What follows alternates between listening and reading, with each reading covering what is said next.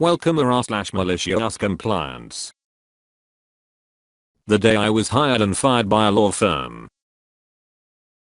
So this is about 5 years ago. I worked as a chef at a bakery. It was my job to make everything but the baked goods.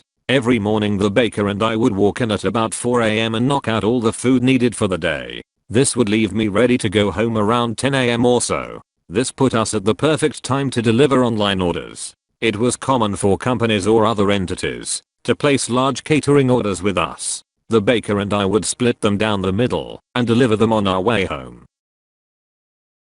The delivery in question was for Bob, Dick, and Harry, attorneys at law. I have never delivered to BD&H before, but they were a regular of sorts. Every financial quarter, they would hold a huge meeting. This meeting would require roughly $700 of bagels and bagel accessories. This spread included 8 dozen bagels, all 10 of our flavors of cream cheese, pastries, brownies, and enough coffee to power a college dorm though finals week. My passenger seat, entire back seat, and entire trunk are filled with food.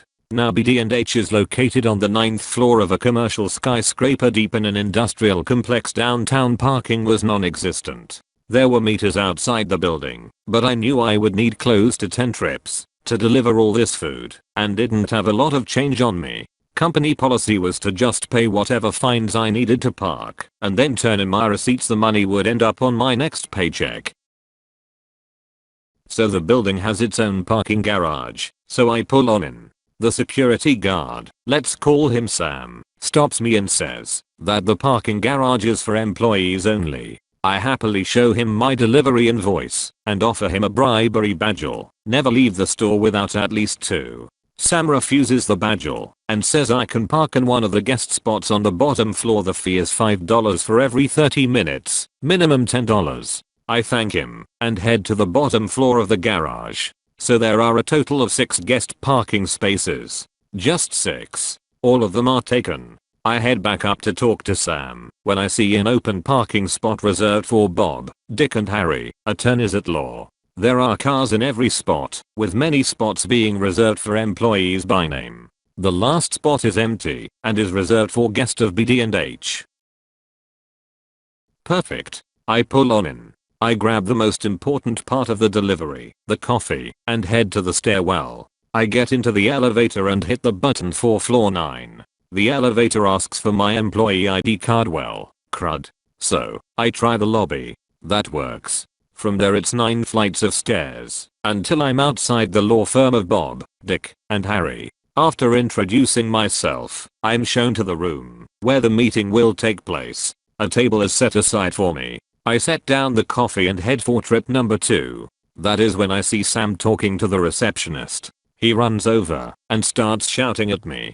I'm putting a boot on your car. I told you to park in guest on the bottom floor. I don't get a word in before he launches into a speech about security and how I could be hurting his building or people. That is when a very well-dressed man walks over. It so happens to be Bob, the Bob of Bob, Dick and Harry's. Bob asks what is the problem and soon the two are arguing. Bob is delivering food for my meeting. He is allowed to use my parking spots. Sam, those parking spots belong to the building. You are leasing them like you lease this floor. I'm the one who says who can park there. He isn't an employee, so he isn't parking. Bob, then I'm making him an employee. Sam, you can't do that. Bob, you know what? You are right. Harry, get over here. Harry walks over with an amused look on his face. Bob, Harry here is the head of our department.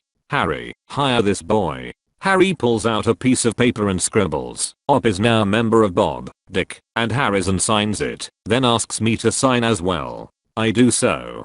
Bob reaches over to the receptionist, who is already grabbing some things. Bob, here is your employee badge, your parking permit and your elevator key card. Now please, do the job I have hired you to do, and deliver my bagels. Sam looks on in utter fury as I ride the elevator down to my car. 7 sweet elevator rides later, all the food is delivered. Bob and Harry meet me at the table. Bob, you have made great strides in this company and I'm proud of your work, but I feel it is time for us to part ways. Here is your final check. Bob then hands me a crisp $50 bill. "Harry, and your severance package. Now please be sure to return your badge and card on the way out." Harry hands me a $20 and sends me on my way. The receptionist is sure to validate the parking ticket that Sam gave me, and I head on out. On the way out, Sam grins at me and asks for my ticket. I place it in the machine in his station. It sees the validation I got and lets me out for free. Sam glares at me as I drive off into the late morning sun.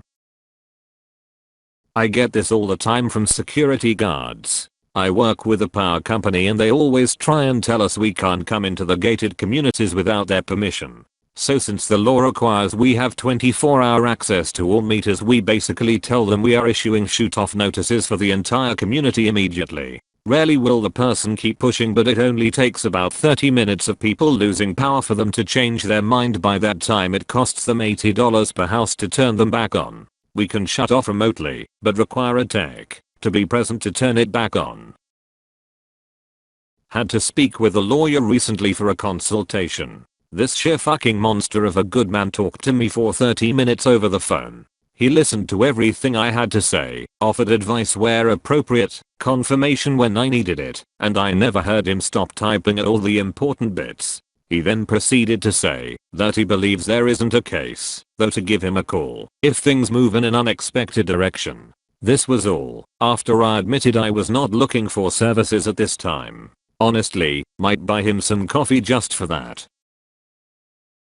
A lot of people are also turned off by attorneys they view as bad for defending and potentially getting someone off a charge when they think the person is guilty. Often one technicality. But I liked how one lawyer put it. You work hard and find those technicalities of those cases where you know they are guilty. And it might seem wrong, but everyone is entitled to a fair trial, and if a technicality gets them off, it's because it compromised a fair trial. If you don't try your hardest every time, what do you tell the innocent man you let get convicted because you didn't see why his trial wasn't fair?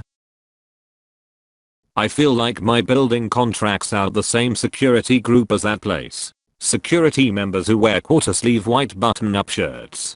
People who power trip over tiny shit despite the fact that you can't even be trusted with pepper spray despite being security. That's a solid 75% of the people who work security. My building is super secure too because we do manufacturing for Apple, and Jesus fuck, if these security guards weren't bullied as kids, I don't know what